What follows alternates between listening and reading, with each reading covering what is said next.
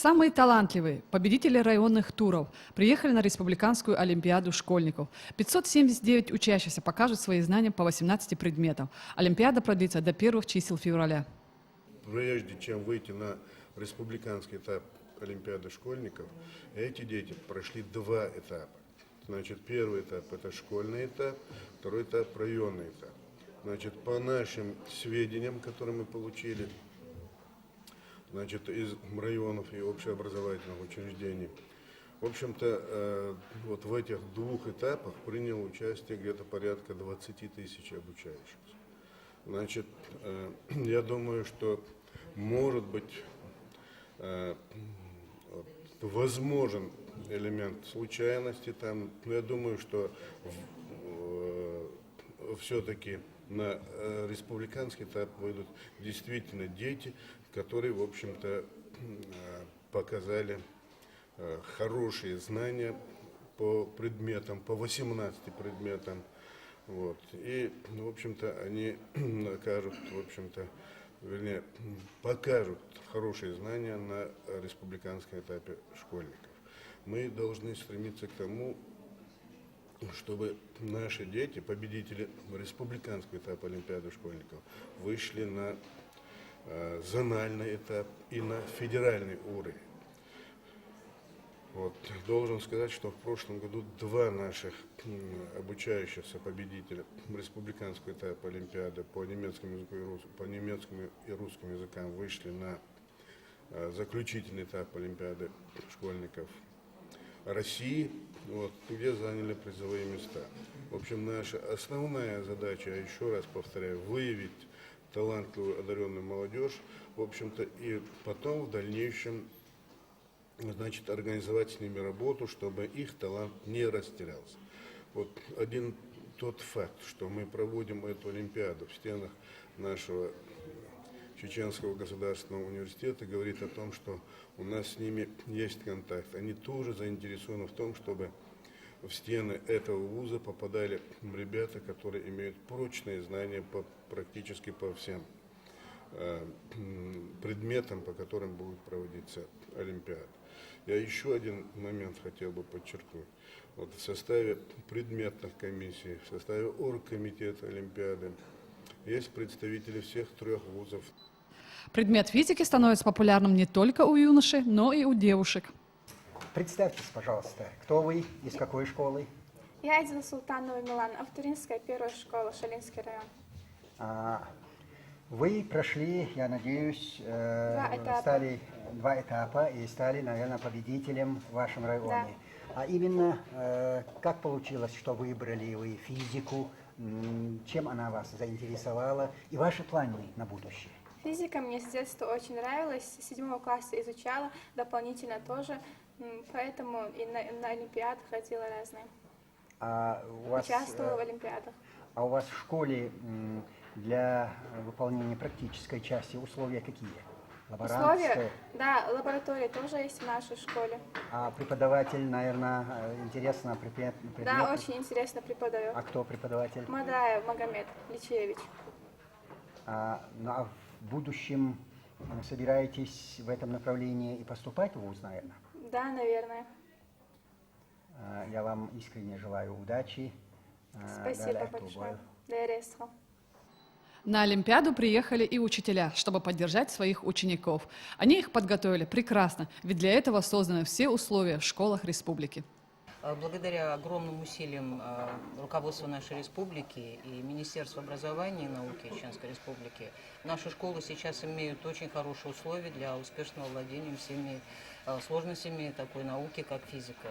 В наших школах, и в моей частности школе, прекрасные кабинеты, капитальные ремонты проведены, есть необходимое оборудование для проведения всех, значит, работ любого рода. Поэтому у наших детей, у тех, которые хотят учиться, есть все возможности для того, чтобы достигать очень серьезных результатов в своей учебе. И вот я рада тому, что моя ученица сегодня принимает участие в третьем этапе Всероссийской школьной олимпиады по физике, и я очень надеюсь на хороший результат. Хочу сказать, что благодаря тому, что физика выбрана как один из основных экзаменов при сдаче ЕГЭ, это опять-таки благодаря инициативе нашего Министерства образования и науки, У ребят очень большой интерес к этой науке, и в свете того, что наша республика нуждается сегодня в хорошо подготовленных кадрах именно научно-технического профиля, нам нужны инженеры, люди, которые будут дальше строить и создавать светлое будущее нашей республики. То вот именно в свете этого у наших детей очень хорошие возможности, хорошие перспективы, и наша республика может уверенно смотреть в будущее. Победители республиканской олимпиады поедут на всероссийскую. Пожелаем им удачи. Новый 2012 год для профессионального училища номер 2 начался в новом статусе. У руководства приятные хлопоты и первое интервью директора уже технологического техникума. В декабре было распоряжением правительства преобразовано второе училище в Чеченский технологический техникум. И мы сейчас занимаемся полностью уже созданием новых штатов, документов, всех необходимых локальных актов для того, чтобы работать уже в виде СПО. Мы преобразовались, стали государственным бюджетным образовательным учреждением в среднем профессиональном образовании Чеченский технологический техникум. А вот что это дает студентам? Это дает многое, я сказал бы, потому что многие наши выпускники для того, чтобы продолжить по своей профессии уровень образования, чтобы повысить свой уровень образования, получить среднее профессиональное образование, вынуждены были выезжать за пределы нашей республики. Так наши выпускники обучались и в Московском колледже, и в Волгоградском колледже. По нашей договоренности, с нашим обращением, они продолжали обучение там. Сейчас они смогут продолжить это же обучение у себя, в своем родном вузе. Они всегда нас очень просили оставить их для продолжения, а нельзя у нас это сделать, а нельзя у нас продолжить. Сейчас многие наши выпускники узнали о том, что мы преобразовались и пробегают, а можно мы продолжим обучение здесь. Ну, такая возможность появилась у наших выпускников. Новый статус говорит и о соответствующих условиях для учебы и отдыха студента. Здесь об этом тоже позаботились. Условия мы постарались подогнать еще до преобразования под статус техникума. У нас очень хорошо оборудованы лаборатории, хорошо обустроены аудитории для теоретического обучения, оснащены все техническим оборудованием, средствами обучения, библиотека пополнена необходимой литературой. Единственное, педагогические кадры тоже будем укреплять, как говорится. Наши кадры тоже достаточно образованные, но укрепить надо будет. Больше надо будет набрать преподавателей с высшим образованием. У нас были со средним специальным образованием, высшим образованием надо будет, ну и остепененных надо будет набирать. Ну и вопрос, который очень волнует наших студентов. Стипендия, она изменится? Все будет в рамках законодательства для тех, которые будут с 1 сентября поступят на специальность среднего профессионального образования, будут получать стипендию среднего профессионального образования. Те, которые обучаются на уровне по программе начального профессионального образования, соответственно, будут по своей программе. Все в рамках закона будет. А вот в новом учебном году вы планируете открыть новые специальности? Значит, новые специальности, они однозначно будут специальности по СПО. Это наши делопроизводители смогут продолжить свое обучение по специальности документационное обеспечение управления и архивоведения. Такая специальность есть в среднем профессиональном образовании. Значит, сварщики смогут продолжить свое обучение, но также и новые поступить к нам, имеется в виду на базе 11 классов и на базе 9 классов, там по-разному мы объявление уже вывесим позже. Это по специальности сварочное производство. Также наши автомеханики смогут продолжить обучение по специальности техническое обслуживание, ремонт автомобильного транспорта. И электрики, у нас большая программа разработана по энергетике. Мы вошли в региональный ресурсный центр Георгиевского колледжа, и мы в рамках вот этой программы, есть федеральная программа по подготовке специалистов в области энергетики. Мы в рамках этой программы будем готовить специалистов для энергетики. И мы ввели новые специальности и по программам НПО, и по программам СПО. По программе НПО это будет электромонтер по ремонту электросетей, электромонтажник-схемщик. И по программе СПО это релейная защита и автоматизация электроэнергетических систем. Вот такие 3 специальности у нас будут новые по энергетике. У нас до сих пор была специальность электромонтажник-наладчик. Они уже мало востребованы для нашей республики. Мы ввели в этом году новые. Это уже мы обменялись письмами, обменялись информацией со всеми нашими предприятиями, энергетиками. Значит, и по их заявкам мы ввели вот такие новые специальности с нового учебного года. Также мы хотим ввести новую специальность, это абсолютно новое будет для нас на коммерческой основе, это правоохранительная деятельность. Это все наши работники ГИБДД, патрульно-постовой службы смогут получить среднее специальное профессиональное образование у нас на базе нашего техникума правоохранительной деятельности. За достойный вклад в воспитание подрастающего поколения и значительные успехи в организации и совершенствовании образовательного процесса, активное участие в строительстве гражданского общества Чеченской Республики Майса Агаева, директор СОШ номер 48 города Грозда, награждена почетной грамотой уполномоченного по правам человека в Чеченской Республике, с чем мы ее и поздравляем. В канун Нового года в актовом зале третьего корпуса Чеченского государственного университета состоялась первая итоговая научно-практическая конференция профессорско-преподавательского состава. На конференции выступила с докладом проректор по науке, доктор философских наук профессор Мазаева. В своем докладе она подвела итоги прошедшего года в работе научной части университета и обозначила задачи, которые предстоит решить научному корпусу ЧГУ в 2012 году.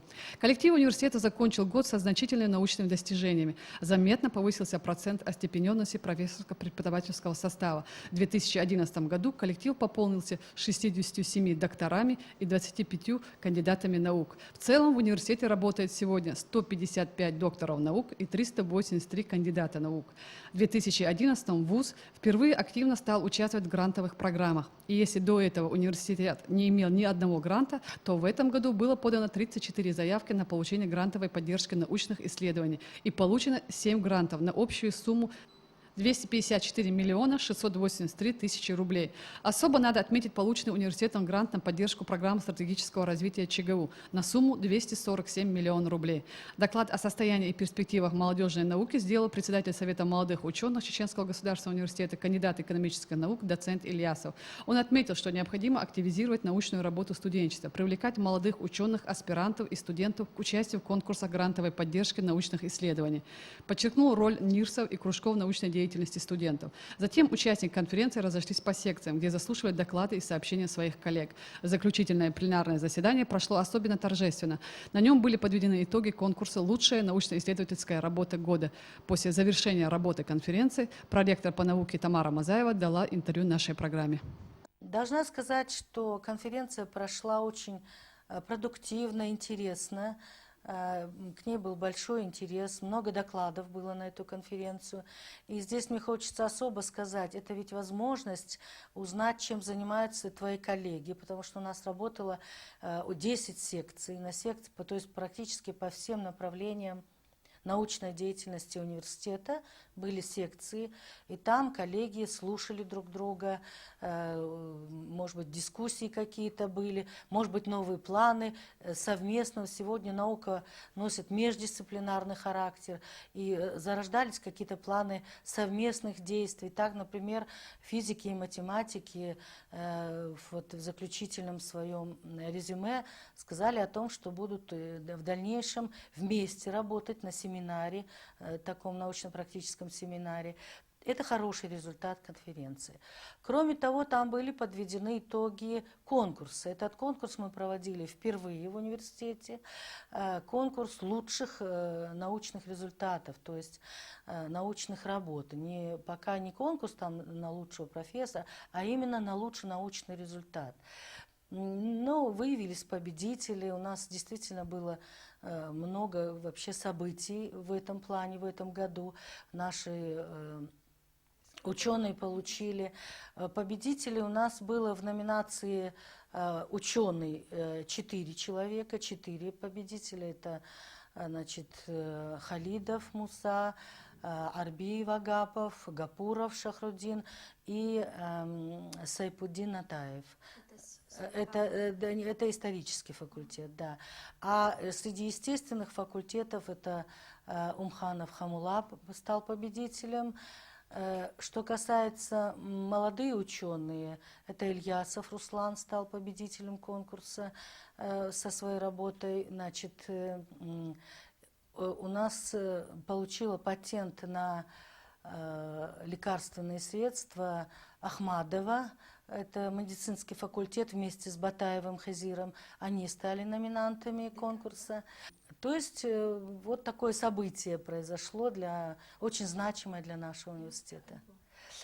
И в этом же году, как таким подарком для нас, для всего коллектива, явилось то, что мы долго готовили альбом об университете.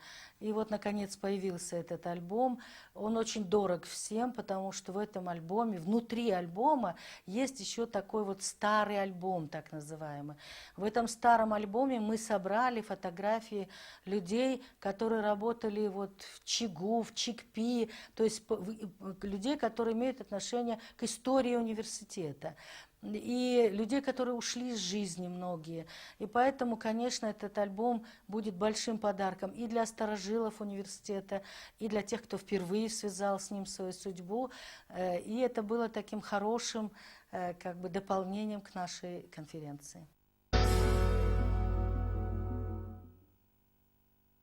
Все мы были учениками и просто благотворили наших преподавателей, которые дали нам дорогу в жизнь. Школа была для нас вторым домом, а учителя нередко заменяли нам родителей. Ведь именно к ним мы обращались не раз с нашими проблемами. Ведь именно от них мы узнавали все самое интересное и познавательное. Героиня нашего сюжета Екатерина Ивановна, педагог с 30-летним стажем, безумно любящая детей, чуткая, добрая, милая и преданная своей профессии человек. Я родилась в этом городе, выросла, закончила эту школу, это моя школа. Закончила Черногорский государственный университет и после этого пошла работать в эту школу. Вот 31 год я уже задержалась в этой школе, будем говорить так. Вы любите свою профессию? Да, очень люблю свою профессию. А почему вы решили стать учителем? Вы знаете, я с самого начала, еще когда была маленькая и ходила только в начальную школу, я летом не могла себе представить, что я не буду заниматься. Я собирала детей во дворе, раздавала им листочки, давала им задания именно по математике почему-то. И вот проверяла именно эти задания. Хотя, в принципе, я себя считала, что я буду учителем, не считала, а представляла себя учителем русского языка и литературы. Мне очень нравилась литература, но почему-то вот с детства я математикой занималась. И вот мы проводили такие классные мероприятия с ними, именно малышей я собирала, очень любила проверять. Раньше, помните, красным карандашом проверили учителя? Вот у меня был красный карандаш такой, зачеркивал, мне очень это нравилось. И вот получилось так, что это действительно стало моим призванием. Так я в этой школе уже, 31 год. А родители не против были? Очень строгая семья была. И родители сказали, закончишь университет, потом иди в начальную школу, в среднюю, какую хочешь. Ну, пришлось идти в старшую школу. А сейчас я даже не представляю, как я буду работать с малышами, потому что уже привыкла работать со взрослыми детьми. Вот расскажите, какие они сегодняшние дети, ваши Вы ученики? знаете, дети очень хорошие у нас. Но в связи со сложившимися обстоятельствами, вот с этой войной, которая прошла у нас в республике, я вынуждена была на несколько лет уехать отсюда. Но потом, когда вернулась, я думала, вот война, такой ужас был, с детьми будет очень трудно работать. Нет, очень легко. Дети, вот чем отличает наших детей от детей, с которыми я работала за пределами республики, они очень хотят учиться, они очень хотят получать знания. Потом наша культура, наш менталитет. Сравнить нельзя ни в коем случае. Просто я имею такую возможность сравнения. Это вежливость, культура, уважение к старшим. Это все присуще нашим детям. Поэтому именно тяга к знаниям, вот что отличает наших детей от всех детей, с которыми я работала вот за пределами. Тяга к знаниям. А вот есть у вас какая-то своя методика обучения? За столько лет работы, Вы знаете, у меня методика обучения работать с каждым учеником, независимо от того, слабый он или сильный. Я каждому ученику нахожу свой индивидуальный подход. Вот только так можно научить ребенка чему-то. Очень сильно дети боятся доски. Вот приходят в старший класс, они не выходят к доске. И я начинаю их вытаскивать. Дети, выходите, я помогу, не бойтесь. Вот у меня на руки, если вы посмотрите мои руки, они с удовольствием выходят к доске, зная, что никогда я их не оставлю без внимания у доски. Или помогу я, или помогут дети. Я к ним обращусь. Поэтому у меня в этом проблем никогда нет, чтобы они выходили к доске или отвечали. Отвечают, выходят к доске. В общем, такая методика, индивидуальный подход к каждому ребенку. А вот что вас заставило вернуться в республику? Вы сказали, что на несколько лет вы уезжали. Ой, Покинули знаете, республику? у меня отсюда и мама, она родилась здесь и выросла. У меня мама здесь, отсюда. Значит, я сама родилась здесь, выросла. В принципе, ну, все здесь у меня связано с этой республикой. Я вернула себе родину, домой. Иначе не могло быть. У меня муж отсюда. Иначе быть не могло. А вот что бы вы пожелали молодым учителям? Ну, я бы хотела пожелать молодым учителям, чтобы они более терпимее относились к детям. Каждый ребенок индивидуальный, я еще раз подчеркиваю. И чтобы остаться, мало любить свою профессию, надо еще находить общий язык с детьми. Вот я хочу им пожелать это. Потому что дети разные, но все они очень хорошие. А вот ваши выпускники приходят к вам? Да, очень часто приходят мои выпускники ко мне. Они не только приходят в школу, они домой ко мне приходят. Я с удовольствием принимаю дома своих детей, общаюсь с ними, разговариваю. Я знаю о каждом ребенке, где он, что он. Все знаю я о них. Общаюсь очень сильно с ними. О чем вы мечтаете? Ой, я мечтаю, чтобы наше образование поднялось на более высший уровень, чтобы наши дети поступали не только в наши учебные заведения, но и за пределы нашей республики. И чтобы, ну, как сказать, вот для себя мечты у меня такой нет. Я добилась, да, того, что я хотела. Я только хочу пожелать своим детям, чтобы они свои мечты добились. Екатерина Ивановна всю свою любовь отдает детям. Ее 11 класс готовится к единому государственному экзамену. Приятно, говорит она, осознавать, что твой труд не напрасен, что под твоим руководством в жизнь выходят самостоятельные люди, которые в скором времени приведут к ней своих детей. Мы решили пообщаться с ее учениками и узнать, какую характеристику они дадут своему учителю.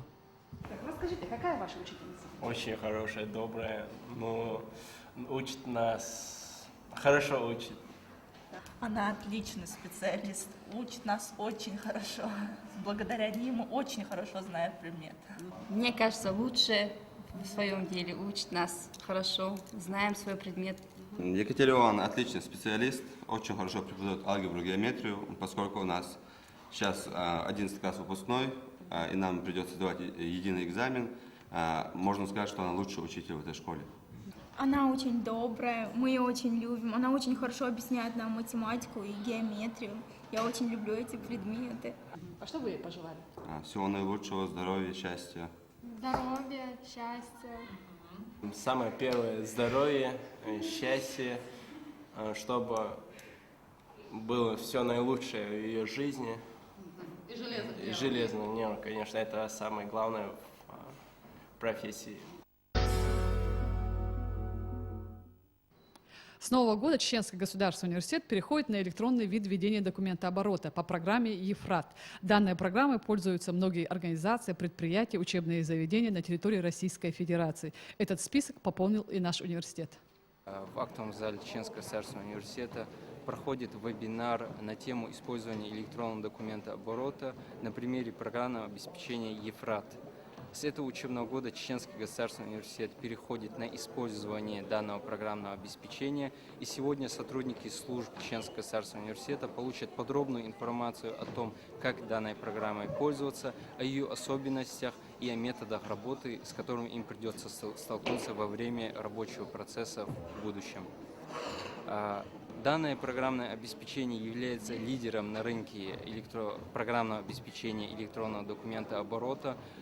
Данным программным обеспечением уже пользуются порядка 4000 организаций по всей России. И к этому списку теперь уже добавились и мы, Чеченский государственный университет. Какие дополнительные преимущества для студентов и преподавателей предоставит данная программа? Данная программа, она исключительно направлена на работу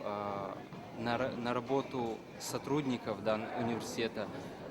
По поводу облегчения автоматизации учебно-методического процесса мы рассматриваем и используем другое программное обеспечение, о котором вы узнаете в будущем. Конкретно это программное обеспечение ЕФРАТ, оно будет использоваться для автоматизации рабочего процесса в целом. Будут автоматизированы общий отдел, а также и все остальные отделы университета. Весь документооборот будет идти электронным путем.